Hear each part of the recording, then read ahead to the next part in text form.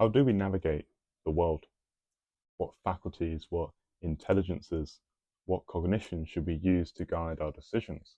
How do we cultivate clarity and wisdom in a world which constantly imposes upon us various situations, scenarios, and demands?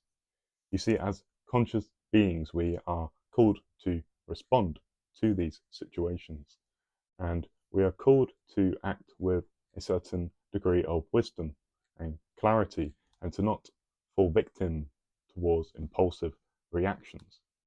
And this process of acting with clarity and wisdom is not an easy thing by any means. It requires self-examination. It requires an honest inquiry into how we perceive, think, and feel. And given the inherent complexity of life, it is constantly changing. It is constantly calling upon us to be adaptable. And to be adaptable, we need to see clearly, and we need to avoid impulsive reactions. We need to avoid the unwise decisions that are born from moments of weakness or obscured judgment. And you see, often when we falter, when we fail, when we make unwise decisions, it is not due to an inherent bad intent, but really to a lack of clarity, a kind of moment when our lower desires, when our lower patterns, our distractions steer us away from our inner truth. You see, there are many different orientations that we can take towards life. We can chase pleasure, endlessly seeking different ways to feel good. We can pursue material accumulation, filling the void within us with objects and achievements outside of ourselves. But if we truly wish to orient ourselves towards something deeper, we have to ask ourselves, what is it that our higher self wants? You know, what is it that will truly satisfy us, not just materially, but in a deeper, almost psycho-spiritual level? And the kind of orientation that will pull us towards these higher aspects is a kind of orientation towards kindness, compassion, truth, and wisdom. And this orientation will naturally bring with it clarity and self-understanding, and it will take us closer to who we truly are. It will pull us away from illusion, from confusion, and it will align us with our higher self. And in this movement of transforming ourselves towards an alignment with our higher self, our intuition will be a critical factor in this process. And our intuition, it often operates subtly, almost imperceptibly, shaping our feelings, thoughts, and actions, often beneath our explicit conscious awareness. Yet, despite this almost subtle aspect of the way in which intuition guides us, we can use careful and correct attention to bring this quiet intelligence into the foreground of our awareness so we can understand better how it is operating, how it is manifesting in our thoughts and our actions in the world. And you see, attention, as I've talked about many a times, it's a powerful tool. It clarifies whatever it is being directed towards. And by directing our attention inwards to our habitual ways of thinking, to our defensive mechanisms, to the ways in which we respond to pleasure, stress, and challenge, we will begin this all-important and perennial process of awakening. I want you to ask yourself, what patterns do you fall into when you are faced with difficulty? What defensive behaviors arise for you in moments of discomfort?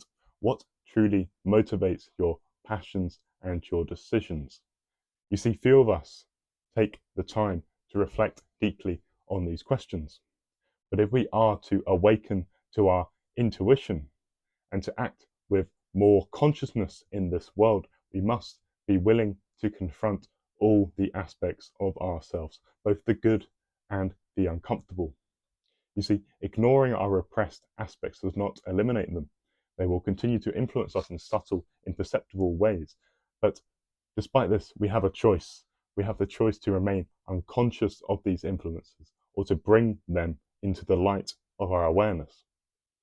Change will always require attention, a clear and compassionate attention. Too often we will meet our flaws and our negative aspects with shame, with guilt, with self-criticism, which only adds density and heaviness to our experience. Instead, we must approach these negative aspects of ourselves with honesty, acceptance, and a genuine willingness to transform. And true transformation, it always begins with self-love.